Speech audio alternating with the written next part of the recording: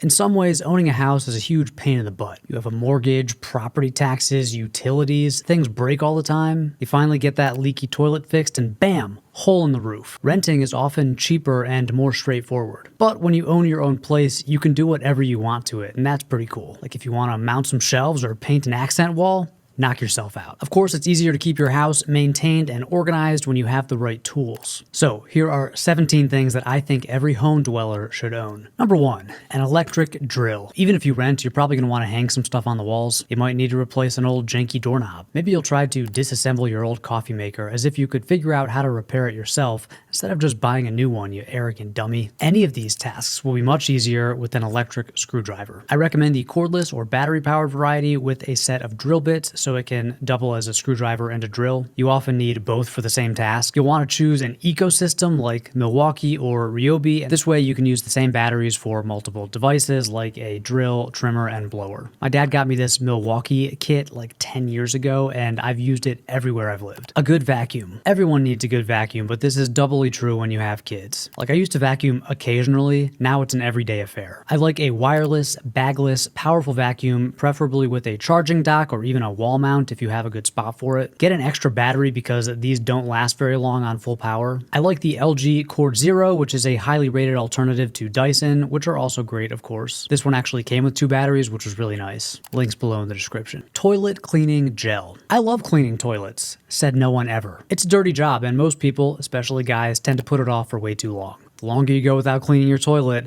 the harder it gets to clean. Plus, it starts to look and smell pretty bad. Luckily, there's an easy way to keep your toilet fresh. Just use this cleaning gel like once a week. When the water is clean and the bowl is dry, squeeze some of this gel around the edge, just under the lip. Don't scrub it right away. Let it work its magic. After a couple hours, use your toilet brush to scrub around the inside. It should clean up easily now that the solution has had time to work. Then, simply flush your toilet and voila. This is so much better than the liquid spray or, God forbid, a sponge. Pro tip, do this before your toilet looks or smells dirty and then it will always stay clean. An organizer case for small parts. This was the first thing I bought when we moved into our current house. Between my wife and I, over the years, we had quite the collection of small, loose parts. You know, screws, hooks, tape, fasteners, all that stuff you collect in that one drawer. It's stuff you don't use often, but when you need it, you really need it. And it's so satisfying when you need a certain kind of screw and you know exactly where it is. Wow, I really am a middle-aged dad, huh? So you don't want to throw these loose parts away, but they're only useful if they're organized. I spent a couple hours gathering all of our loose small parts from various boxes and organizing them all in this double-layered case that I got from Amazon, which I will link down in a pinned comment. It might sound like a tedious task, but honestly, it was a Zen-like experience. It might have been the most fulfilling thing that I did in all of 2023, and that was the year that my second child was born. Plus, now I know exactly where to look when I need to hang something up. Speaking of which, I recommend buying one of these hanging kits. It's easier than trying to find individual screws and hooks and wires for each piece of art. It comes with everything you need to hang anything on the wall, and it's much easier than trying to cobble together various screws, wires, and hooks when you're ready to hang something. You only need to buy it once. I've had this thing for like 7 or 8 years and it's still going strong. Again, links below in the description. Tape measure. If I had $1 for every time I needed a tape measure but couldn't find one, I'd have enough money to go to Home Depot and buy a tape measure. I actually like the smaller ones, like this little one that we got from IKEA. They're just easier to use. The big ones with the metal tape can be a bit unruly and are overkill for most situations. Either way, I think it's good to have a couple of them. You can even keep a small one in your car. Super helpful if you're out furniture shopping or if you like going to thrift stores. When you're out and about and you see something you like, you can measure it to make sure it'll actually fit in your space. But at the very least, you should have at least one tape measure in your house. Batteries. I know that these days most devices have built-in rechargeable batteries, but at least for me, there are still plenty of reasons to have a small stash of traditional batteries. For example, most smoke detectors use old school batteries. Batteries are especially important when you have kids because try as you might to avoid them, you're going to end up with a bunch of battery-powered toys. So I like to keep a small stash of AA, AAA, and 9-volt batteries. You can spend like $30 one time for a few packs of these, and then you won't have to worry about it for the next couple years. Light bulbs. Same thing goes for light bulbs. If you need one light bulb,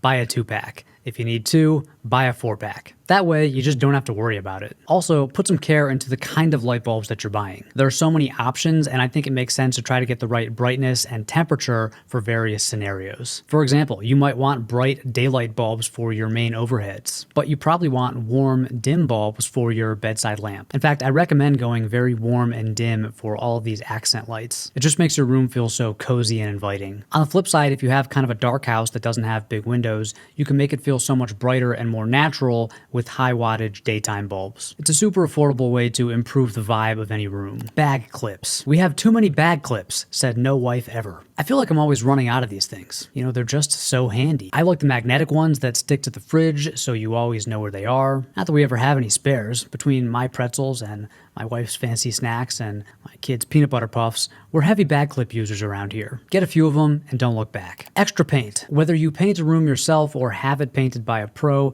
make sure to save a little bit of extra paint. You can write the color on the can or put a little dab of paint on the top for quick reference so you don't have to open it up. This makes quick touch-ups super easy. And if you ever need a refill, you can use this extra paint to color match. This is especially important for shades of white. I learned that the hard way. Needle nose pliers. These are the Swiss Army knife of pliers. They're much more useful around the house than the ones with the thicker ends. Like maybe you need to pry something loose or bend a small piece of metal. Maybe you need to get some extra leverage on something that's just too tight to loosen by hand. Needle nose pliers can usually help. I find myself reaching for these somewhat regularly. They might be the most used tool in my toolbox. I don't know what they're actually designed for, but they are shockingly versatile, just like the next item on our list, an adjustable wrench. Most people don't need a full wrench set because an adjustable wrench can handle most torque-related tasks with competence. I have a full wrench set and I almost never use it, but I use this little adjustable wrench all the time. I find these smaller ones to be more useful than the bigger ones because they're more maneuverable in tight spaces. I also prefer an adjustable wrench to the more heavy-duty locking pliers,